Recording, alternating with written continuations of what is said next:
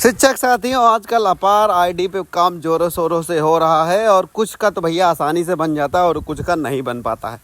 और ऊपर से विभाग के द्वारा आदेश आते हैं कि भैया सैलरी रोक दी जाएगी, कार्रवाई होगी, नोटिस जारी करी जाएगी, स्पष्टीकरण मांगा जाएगा।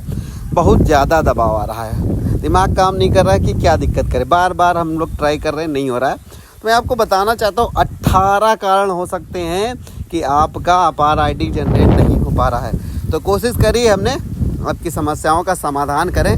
तो पहले जान लीजिए वो 18 कारण क्या हैं जिसके कारण अपार आईडी नहीं जनरेट। दोनों जगह विवरण सही होने के उपरांत भी जिन बच्चों का अपार जनरेट नहीं हो पा रहा है उसकी बारे में क्या समस्या है। देखिए कई तरह की समस्या होंगी, ठीक है।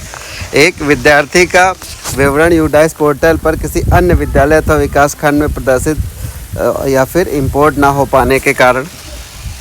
छात्र छात्रा का विवरण ड्रॉप बॉक्स में होने के कारण जिन बच्चों का अपार जनरेट नहीं हो पा, बच्चों का आधार ना होने के कारण जिन बच्चों के अपार जनरेट नहीं हो पा रहे, आधार इनवैलिड होने के कारण जिन बच्चों के अपार जनरेट नहीं हो, जी विद्यार्थियों का विवरण डुप्लीकेट होने के कारण भी नहीं जनरेट हो पा रहा है। ये छात्र छात्रा का पैन नंबर जनरेट नहीं है और छात्र छात्रा यूडाइस पर रजिस्टर नहीं है।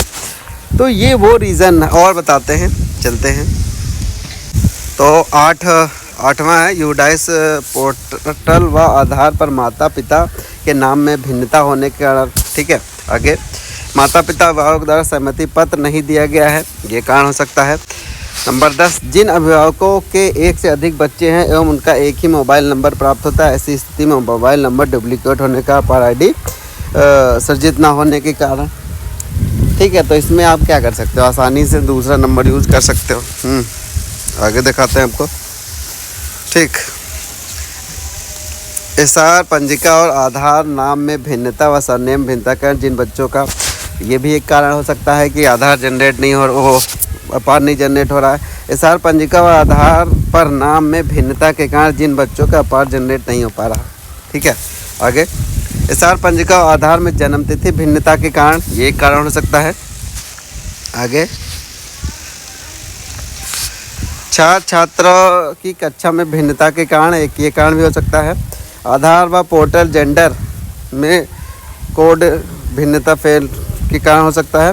उपरोक्त के अतिरिक्त कोई और भी कारण हो सकता है। मतलब 18 कारण होने के बाद भी कोई और कारण हो सकता है। तो चलिए हम बात कर लेते हैं।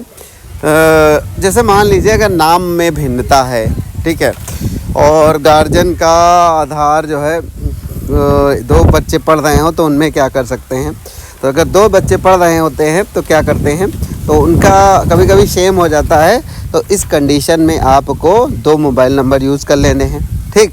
और अगर नाम अलग अलग हो, ठीक है, बच्चों के जैसे नाम में भिन्नता आ रही है तो उसमें आप नया कुछ जोड़ नहीं सकते, घटा नहीं सकते, लेकिन आप उसमें थोड़ा बहुत करेक्शन कर सकते हैं। जैसे कल हमने किया हरिओम, ठीक है, हरिओम में हरि अलग, ओम अलग, लेकिन आधार में सेम था तो उसमें डैश हटा के किया जा सकता है, ठीक है।